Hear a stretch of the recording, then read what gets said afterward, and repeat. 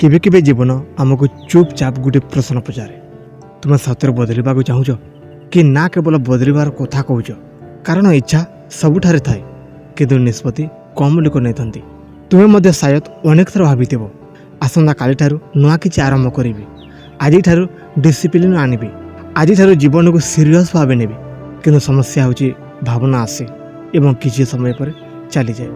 से आसंता 30 दिन भावना उपरे नुहे नियम पर चलो। सकाल प्रथम घंटा तुम जीवन डायरेक्शन निर्णय करे।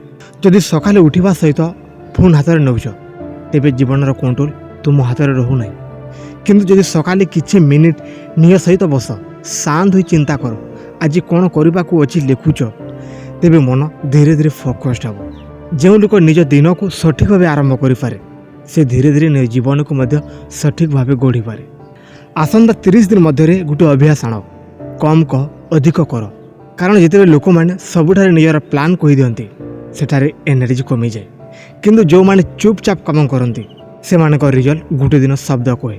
तुमर लक्ष्य समस्त को इम्प्रेस करवा नुहे, निज फ्यूचर को स्ट्रॉन्ग करवा। किछि दिन पर कंफर्ट छाड़ा पड़ो, कारण कंफर्ट मध्य गुरुत्व न थाए। बिछना छाड़ा कष्ट लगे, एक्स्ट्रा इफर्ट करने को कष्ट लगे, नुआ कि शिखबार मन थकीज। किंतु यही कष्ट ही आगू तुम स्ट्रेंथ हे। जो लोग टेम्परारी डिस्कम्फर्ट को एक्सेप्ट करें से परमानेंट रिस्पेक्ट लाभ करे। 30 दिन में गोटे कथा निश्चय कर, नेगेटिव लोक मानू थोड़ा डिस्टेंस रख। सब बेले डाउट करुवा, तुमको डिस्करेज करुवा, तू करें कहूबा लोकों शब्द धीरे धीरे तुम स्ट्रेंथ को दुर्बल करे। सबुठार बड़ कथा है केबे केबे निज मन मध्य नेगेटिव हुए, सेठारे निजको सपोर्ट करने शिख। आसंता 30 दिन भितर प्रतिदिन गोटे छोट काम एमिति कर जहाँ तुम फ्यूचर को भल कर। यह बड़ काम होगा दरकार नहीं। 20 मिनिट पढ़ा, नुआ स्किल शिखा, निज आइडिया लिखा, बॉडी को स्ट्रॉन्ग कर एक छोट छोट काम गोटे दिन बेसी बड़ फल दे थाए। तुम्हें शायद एवं रियल देखुन किंतु बीज माटी भितर रही बेले ता बढ़ू थाए। बाहर किसी देखा जाए नहीं किंतु भितर प्रोसेस चली थाए। ठीक से तुम एफर्ट इंडिविजुअल हो पारे किंतु गोटे दिन विजुअल हे। से पेशेंस हराइब ना, केबे केबे फेलियर आसीबो, केबे केबे प्लान भांगी तुम्हें भाव मु आउ थे पछकू गली। किंतु सत्य होची गोटे दिन मिस हेले जर्नी सेटारे शेष हुए नहीं। अगला दिन पुणी आरंभ करवा ही स्ट्रेंथ। जो माने पड़ी थिले उठती से माने शेष जीतती। आसंता 30 दिन निजर मन रे एक नुआ आइडेंटिटी तैयारी कर। मु सीरियस, मु कंसिस्टेंस, मु वीक नुहे। कारण मन जो आइडेंटिटी को एक्सपेक्ट करे बॉडी और एक्शन से डायरेक्शन को जाए। राति रे सुईतवा पूर्वर निजको पचार, आज मो फ्यूचर पाई कौन कली।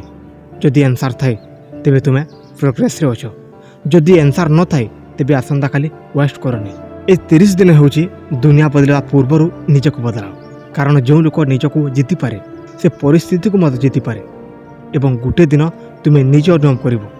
ए 30 दिन केवल कैलेंडर 30 दिन नथिला, यह थिला तुम नुआ जीवनर नुआ आरंभ। आसंता 30 दिन को साधारण दिन भावनी, कारण केबे केबे जीवन सबुठारु बड़ परिवर्तन बहुत छोट समय आरंभ हुए।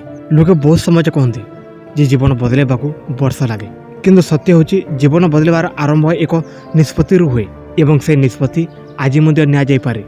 तुम जदि निष्पत्ति नौच जे आसंता 30 दिन को मु निजको अन्य भाव गढ़ी, तेबे तुम मन, चिंता, अभ्यास एवं आगामी दिन सबकि धीरे धीरे अलग हम। ए 30 दिन प्रथम निजर समय को मूल्य दियो। जो लोक समय को बुझे ना से सुजोग को मध्य हराई दिए। सकाले आँखि खुले यह भाव ना जे आज दिनटा किपरि कटिबो, यह भाव जे आज दिन को मु किपरि मूल्यवान करी। सकाल आरंभ जेपरि हुए ठीक सेपरि दिनर गति हुए। जदि आरंभर मन अस्थिर दिन मध्य अस्थिर हे, किंतु जदि आरंभर निजको कंट्रोल करि पार तेबे दिन मध्य तुम कंट्रोल रहिबो। एही समय सबुठारु दरकार डिसिप्लिन। मोटिवेशन केबे केबे आसे, केबे केबे जाए, किंतु डिसिप्लिन थिले मन नथिले मध्य लोक चली थांती। जो मन कहबो आज आराम कर, से दिन मध्य निजको कह नाई आज मु थबिबे नाही। कारण सफलता सेमानक पाखकु जाए जो माने मनर मूड उपर नुहे, निज कमिटमेंट उपर चलती। आसंता 30 दिन में निजार भितर एक दुर्बलता को बाहर कर दियो। एक्सक्यूज बहुत लोग कहते समय ना, परिस्थिति भल नुहे, कार सपोर्ट मिलू ना। किंतु सत्य होची बड़ परिवर्तन सेति बेले आसे जेते बेले लोके एक्सक्यूज बंद करी एक्शन आरंभ करती। तुम पाखरे जहाँ अच्छी से आरंभ कर, छोट हो किंतु आरंभ कर। କେହି ତୁମକୁ ଆସି ତୁମ ଜୀବନକୁ ବଦଳାଇ ଦେବେ ନାହିଁ। କେହି ତୁମ ପାଇଁ ଷ୍ଟ୍ରଗଲ୍ କରିବେ ନାହିଁ। ତୁମର ଯୁଦ୍ଧ ତୁମକୁ ନିଜେ ଲଢ଼ିବାକୁ ପଡ଼ିବ।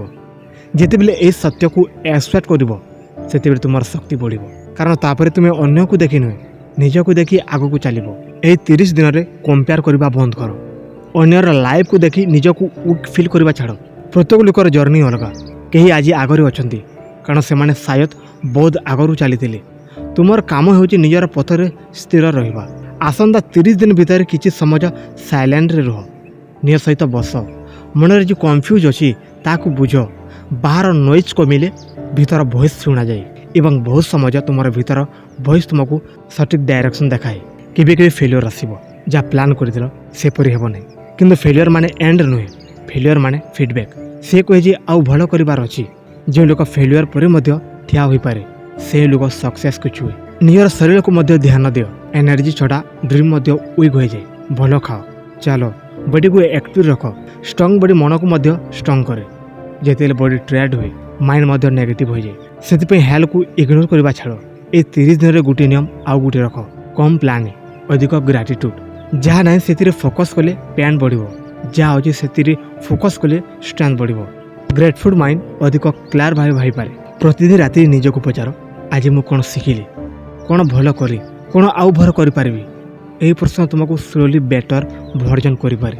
ଆସନ୍ତା 30 ଦିନ ହୋଇପାରେ ଆରମ୍ଭରେ କଷ୍ଟ ଲାଗିବ। ପୁରୁଣା ଅଭ୍ୟାସ ଛାଡ଼ିବାକୁ ସହଜ ନୁହେଁ। କିନ୍ତୁ ଯାହା କଷ୍ଟଦାୟକ ସେ ଅନେକ ଥର ଭ୍ୟାଲୁଏବୁଲ୍ ହୁଏ। ଯଦି ତୁମେ ଏହି 30 ଦିନରେ ନିଜକୁ ଜିତିପାର ତେବେ ପରେ ଜୀବନର ବଡ଼ ଚ୍ୟାଲେଞ୍ଜ ମଧ୍ୟ ଛୋଟ ଲାଗିବ। ଦିନେ ନା ଦିନେ ତୁମେ ବୁଝିଯିବ ଯେ ଏହି 30 ଦିନ କେବଳ କ୍ୟାଲେଣ୍ଡରର ଦିନ ନଥିଲା। ଏହା ଥିଲା ତୁମର କ୍ୟାଲେଣ୍ଡରର ବୁଲ କରିବାର ସମୟ। ଏହା ଥିଲା ସେହି ସମୟ ଯେତେବେଳେ ତୁମେ ନିଜକୁ ପ୍ରମାଣ କଲ ଯେ ତୁମେ ଭାଙ୍ଗି ପଡ଼ୁଥିବା ଲୋକ ନୁହେଁ, ତୁମେ ଉଠି ଦୌଡ଼ିବାର ଲୋକ। ଏବଂ ସେହି ଦିନରୁ ଜୀବନ ସତରେ ବଦଳିଯିବାର ଆରମ୍ଭ କରିଦେବ।